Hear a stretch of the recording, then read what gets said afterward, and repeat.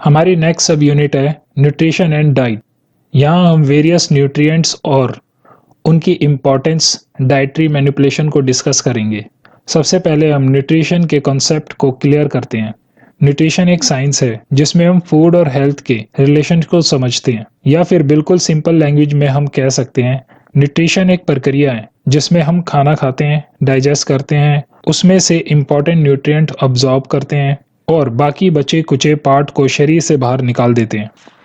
यहाँ हम कुछ कॉमन टर्म्स को समझेंगे क्योंकि ये कॉमन टर्म्स इस टॉपिक में बार बार हमारे सामने आएंगी। इनमें सबसे पहले है फूड। जो कोई चीज खाई जा सकती है फूड कहलाती है।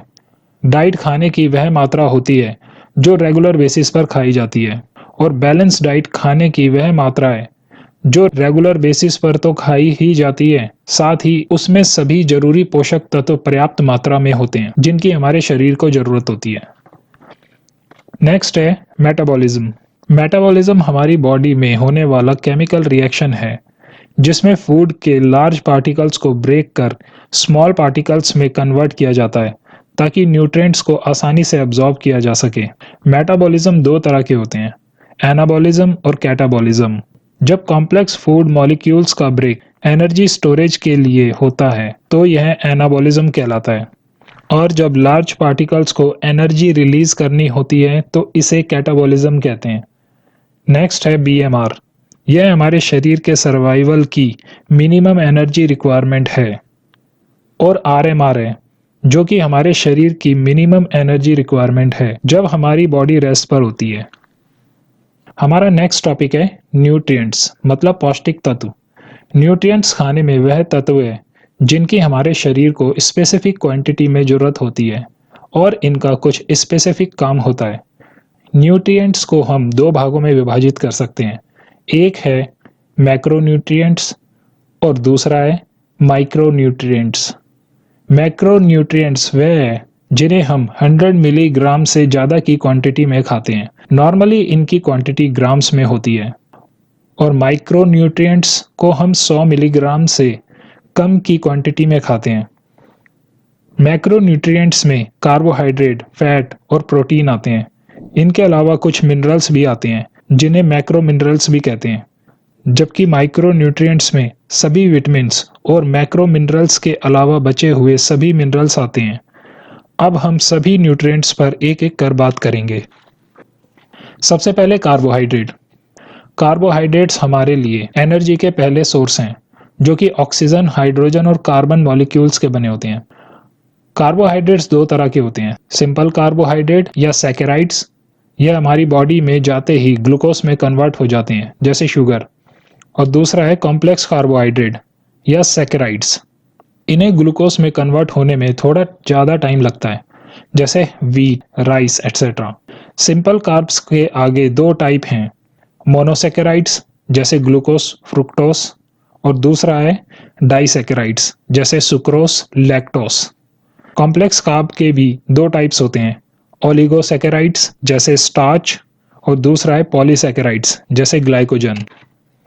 कार्बोहाइड्रेट के फंक्शंस की बात करें तो यह हमारा पहला सोर्स ऑफ एनर्जी है। यह मेटाबॉलिक प्रक्रिया को तेज कर देता है। 1 ग्राम कार्बोहाइड्रेट में 4.2 कैलोरी मिलती है। इसके बाद कार्बोहाइड्रेट के सोर्सेज आते हैं। कार्बोहाइड्रेट हमें गेहूं, मैदा, चावल, बाजरा, आलू व और भी कई अन्य चीज़ों से मिलता है। हमारा अगला न्यूट्रिएंट फैट है। फैट को लिपिड नाम से भी जाना जाता है। फैट एनर्जी का रिचेस्ट सोर्स है क्योंकि 1 ग्राम फैट से 9.3 कैलोरी मिलती है। ये कई प्रकार के होते हैं जैसे सिंपल लिपिड, इसे ट्राइग्लाइसराइड भी कहते हैं, कंपाउंड लिपिड, इसे फोस्फोलिपिड भी कहते हैं, ड्राइव्ड लिपिड, इसे कोलेस्ट्रॉल भी कहते हैं। फैट्स बेसिकली छोटे ब्लॉक्स से बने होते हैं जिन्हें फैटी एसिड्स भी कहते हैं।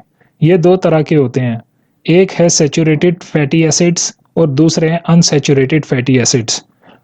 अनसैचुरेटेड फैट्स हमें नेचर से मिलने वाली चीज़ों से मिलता है। सभी वेजिटेबल ऑयल इस कैटेगरी में आते हैं। इनकी पहचान ये है कि ये टेम्परेचर कम होने पर जमते नहीं हैं। अनसैचुरेटेड फैटी एसिड्स के भी दो टाइप हैं, मोनो अनसैचुरेटेड फैटी एसिड्स और poly unsaturated fatty acids. Poly unsaturated fatty acids को इसेंशियल फैट भी कहते हैं क्योंकि ये दूसरे फैट को सिंथेसाइज करने में हेल्प भी करते हैं। अनसैचुरेटेड फैटी एसिड्स को जब हाइड्रोजनाइज किया जाता है तो ये सैचुरेटेड फैट्स में कन्वर्ट हो जाते हैं, जिससे इनमें टेम्परेचर कम होने पर जमने की क्वालिटी आ जाती है। अब फैट के सोर्सेज और फंक्शंस की बात करते हैं। फैट के बेसिकली दो सोर्सेज हैं, एनिमल सोर्स जिसमें घी, butter, milk, egg, meat etcetera आते हैं, और वेजिटेबल सोर्स जिसमें सरसों का तेल, ऑलिव ऑयल एटसेट्रा आते हैं। फैट के हमारी बॉडी में फंक्शंस भी कई हैं। बॉडी में कार्बोहाइड्रेट स्टोर खत्म होने पर यह प्रोटीन को as a source of energy use होने से रोकता है।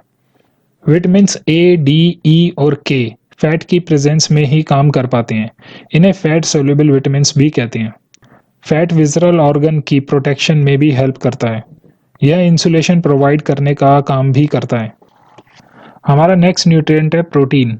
प्रोटीन हमारी बॉडी का बेसिक स्ट्रक्चरल मटेरियल भी कहलाता है क्योंकि हमारी बॉडी में मोस्टली स्ट्रक्चर प्रोटीन की बनी होती है। कार्ब और फैट की तुलना में प्रोटीन ज़्यादा कॉम्प्लेक्स होता है क्योंकि प्रोटीन के बनने में कार्बन, हाइड्रोजन और ऑक्सीजन के अलावा नाइट्रोजन की भी जरूरत पड़ती है। इसलिए यह सभी न्यूट्रिएंट में सबसे जरूरी न्यूट्रिएंट बन जाता है। प्रोटीन छोटे ब्लॉक्स में मिलकर बना होता है जिन्हें एमिनो एसिड्स कहते हैं। हमारे शरीर को कुल 24 डिफरेंट तरह के एमिनो एसिड्स की रिक्वायरमेंट होती है। एमिनो एसिड्स को हम दो कैटेगरी में डिवाइड करते हैं।